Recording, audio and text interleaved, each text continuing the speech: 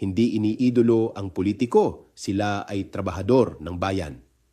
Isang simpleng pahayag, pero ito ang mismong boses ng mamamayan.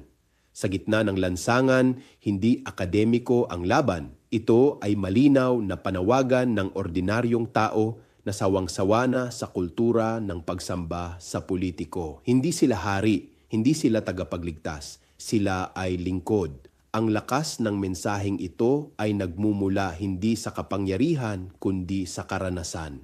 Dahil ang mamamayan ang araw-araw na nakararanas ng epekto ng maling pamamahala. At kapag ang karaniwang tao ang nagsimulang magsalita, doon nagsisimulang manginig ang sistemang matagal ng kinagisnan. Ako si Bishop Tonyo, obispong migrante sa Europa, at ito ang damdaming makabayan, tinig mula sa laylayan. Hanggang sa muli.